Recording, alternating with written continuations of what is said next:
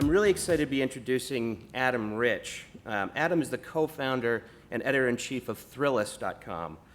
He oversees all editorial content for the leading men's lifestyle publication. Since its inception in 2005, Adam and his editorial team have expanded into 17 US markets, plus London, and also run the best of the web Thrillist Nation, serving over 2.5 million subscribers. Had it not been for a minor surfing accident that convinced Adam to move to New York City after college, Thrillist would have never started.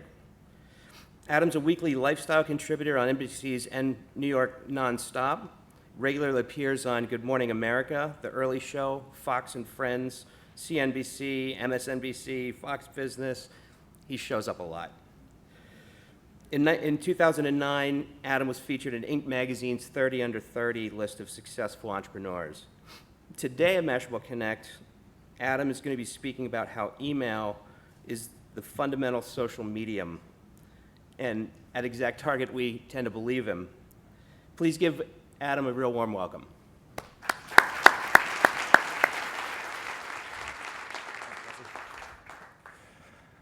Hi, everybody. Thank you, Jesse. As he mentioned, I'm Adam Rich. I'm the co-founder and editor-in-chief of Thrillist.com. And I'm going to talk to you guys a little bit about email. How many of you guys, quick show of hands, are Thrillist subscribers? Oh, right on. All right, I want you to take a minute and talk to someone you don't know and tell them about, I'm gonna talk to you about Thrillist, so you guys are off the hook. But so email, I mean, is it dead, is it dying? It's certainly very old, we can all agree on that, but I think in this era of really interesting and innovative new social media, it's very easy to forget just what an important tool email is and still remains. And so I'm gonna sort of share some stuff that I've learned in my 5 years at Thrillist, and hopefully in doing so, make a case for why email really is the fundamental social medium. And I have a PowerPoint. Do I? Okay, no. There we go. All right, so that was that. So 5 years ago, we founded Thrillist. And what we did was we saw that there was a real gap between the national men's magazines and local city guides. On the national level, you have basically a bunch of really quality products that are targeting a demographic, a young man, and they know what we like, and apparently that's Zac Efron. So while this is really great, and Zac Efron is, it wasn't really the kind of information that I found that I really needed on a day-to-day basis. I can't eat Zac Efron for dinner or wear him to a job interview. And so what we realized is while this was great information, it's the kind of stuff you'd read next to the pool or when you're on a flight, but it wasn't must-have information. And so on the local level, you have a whole bunch of people in the space, and it's all really, really general. It was information that I felt as a consumer I really couldn't trust. I was reading the same city guide as my mom, and so what I found to be affordable and romantic, would I think the same thing as my mom? Would my Aunt Joan think that this place was trendy also? Probably not, but Aunt Joan is very cool, so no knock on her. So basically what we did was try and merge these concepts and create Thrillist, and take that local city information that everybody needs that's really a quality of life thing, knowing how to kind of spend your time and your money, and apply that demographic filter to it. So we had this idea, how are we going to get it out to people? What was going to be the way that we would have people interfacing with our product? And so we settled on email, and we did so for a number of reasons. Why email? Well, here it is. It's easy. That's actually me. It's a very flattering lighting in here. But it was easy. We started this thing. It was me and my business partner, just the two of us. I was the editorial team. I was the tech team. I was the janitor. We needed something that was really straightforward. And email offered a very low barrier to entry because it's basically text and images. And one of the drawbacks to email is just that it is so simple. But in terms of getting in, it was really, really useful. And so that ability for people to engage in it really simply made it extremely attractive to us. also, there's something that's inherent in email that we sought to leverage, which was the quality of trust. If you think about your email inbox, it's really like your digital parlor, and you have people that are allowed into it. And I mean, part of the reason we all get so frustrated with spam is that these are intruders. And so when people agreed to let us email them, this was our key into their digital parlor. And the company that we're in is pretty significant. I mean, in this day and age, the things that you find out by email are, very sensitive. They can be something, you got a raise, you got fired, your wife is pregnant, your mistress is pregnant, whatever. You're in pretty good company. And so immediately being in someone's inbox lent a sort of trust to our publication and fostered a relationship with the reader that was also important because it was habitual. I mean, I don't know how many times each of you guys has checked your inbox today, but I know that I'm constantly checking my email, and that it's a really, really important part of my everyday routine, getting up, kind of getting interfaced with the day. Checking my email is a huge part of it. And so that habitual nature of the medium was something that was really attractive to us because it meant that we would be woven into the fabric of our reader's day in a pretty seamless way. So that was another reason why we were really enamored of email. Then the other thing we talk about social media, but what could be more social than the fact that there's the forward button at the top of every single email? I still get corny jokes from my dads and forwards and stuff about forwarding this to people and Bill Gates will give someone money or whatever it is. But it really is this inherently social medium, and not only is it very easy, just a click away to share an email with someone, you can put in as many people as you want, you can send it to anybody, they don't have to have accepted your friend request or anything like that. It's really a very democratic way of sharing things, and again, just very, very easy. So for all these reasons, email is an extremely attractive place for us to develop our business. But that said, we're not only just on email, and we recognize that there are other media that work as a very necessary, in a supportive role to what we're doing with our product. So we're on Facebook, we do caption contests, basically find ways to have people interfacing with the brand, feeling like they can sort of submit back to us, something that really isn't easily done through email. We're on Twitter, we do tweet stakes, all that kind of stuff, but also more breaking information. For all the reasons that everybody really likes Twitter, there's still use for us in it. Got Foursquare, which was a very natural pairing for us. We're sending out city information, restaurants, bars. What's a more convenient time to get that information than when you've checked in at these places? So Foursquare was a no-brainer. Then the Thrumbler is our Tumblr. That's just kind of breaking stuff. But these have all been ways that we have sought to stay true to email, but find other channels through which to interact with people that aren't as sort of weighty as an email. I mean, we think of it as basically kind of tugging someone's digital coat sleeve and being like, hey, check this out. So the things that don't make that nut are very natural for these other media. And so the question is, future of email.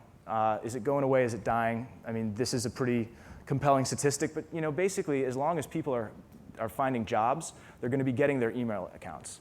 And that's going to be the way that we get them, and the way that email is continually brought into people's lives as they enter the workforce. And actually, I believe some site, Mashable.com, a blog, last week anyway, published that 3 out of 4 people that were polled said they would prefer email communications over other forms of social media. So what does that mean? It means that we're going to be working on that last quarter of you guys. Thank you very much.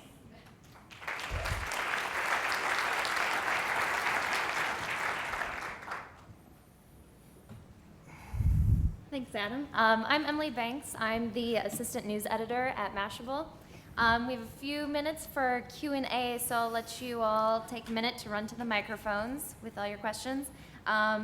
I'll start out with mine. I was really excited to find out that Thrillist branched out to Minneapolis just this week. My former home, and hopefully my brother will follow along. I think he could use some tips.